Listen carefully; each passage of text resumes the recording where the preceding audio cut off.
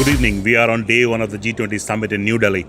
The historic agreement of the New Delhi Declaration has been made. Prime Minister Modi made the announcement this afternoon to thumping of desks as there was a near unanimity for the 83 paragraph the resolution passed today in New Delhi.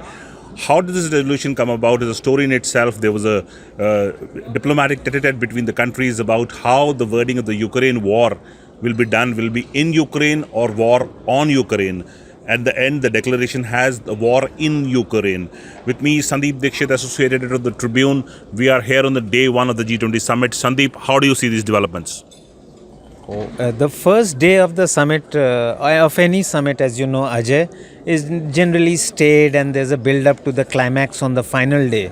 But this was not so with this G20 summit, and on the first day itself, we have a rash of announcements, lots of announcements, and as you pointed out, the major announcement is about unanimity being reached in the joint declaration.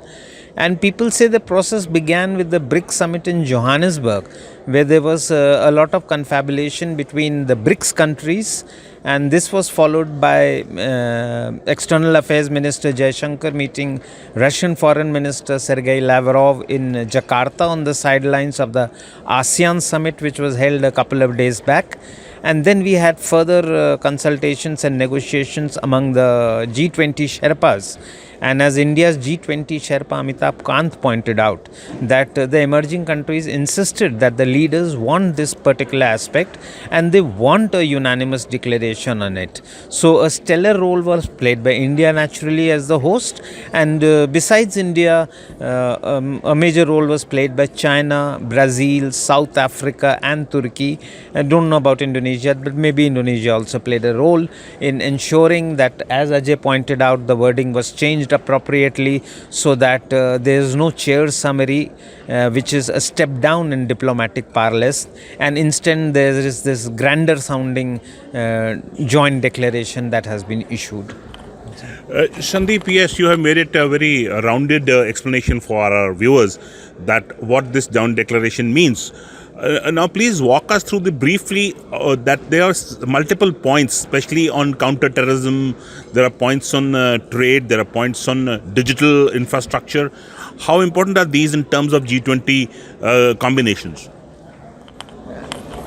Actually, as I mentioned earlier also, that G20 is primarily an economic forum.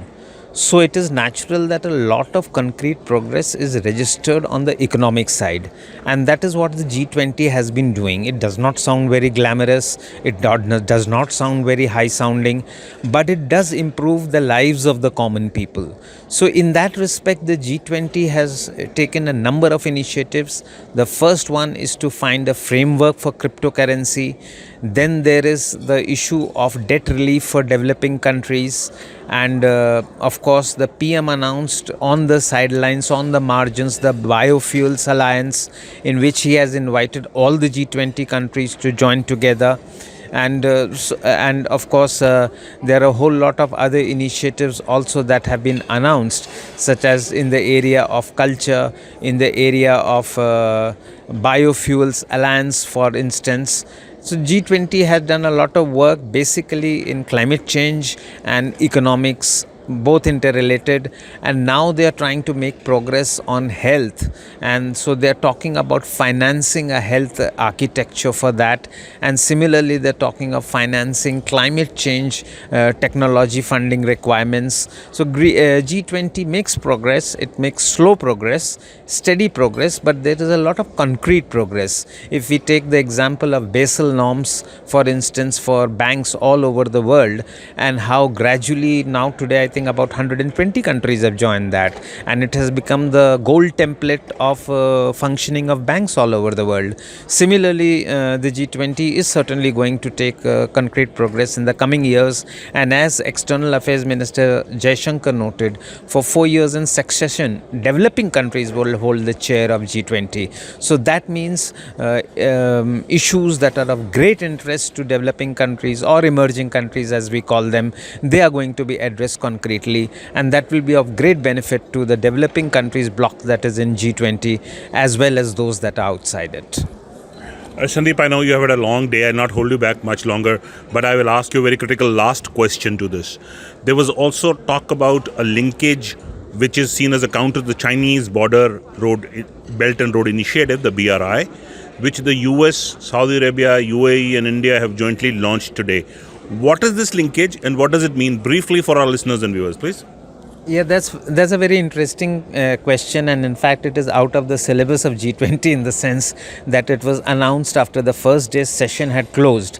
And when we see the line of people who were there, you had Prime Minister Narendra Modi, of course, US President Joe Biden, Japanese Prime Minister, European Commission President, the Crown Prince of Saudi Arabia, the President of UAE. So it had a lineup of countries whose interests can coincide and merge, first of all.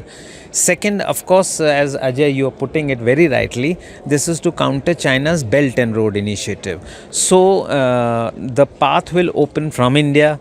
There will be ports from India that will take goods to Dubai, and from there by the railway line they will go through the entire Arab world and on their way to Europe. And for that, India has done a lot of preliminary spade work also. The Adanis have got the Haifa port in Israel. The Prime Minister made a quick visit to to Greece, where there is this Piraeus port. And then, of course, there are other smaller ports in Europe, which the Chinese have been eyeing for a long time and which the Europeans have been resisting selling it. So one might see, in fact, investment in those ports from India and countries with deep pockets such as Saudi Arabia and UAE, so that those ports and the railway lines will then form an alternate route that people not really very friendly with China are going to have an alternative to that. Sandeep, thank you for the update to the listeners of the Tribune YouTube channel. We close on day one today from the G20 Summit. Mr. Sandeep Dixit has joined us. Thank you to him, and with video journalist Manas Ranjan Bhui, who has coordinated this effort. Thank you for listening in.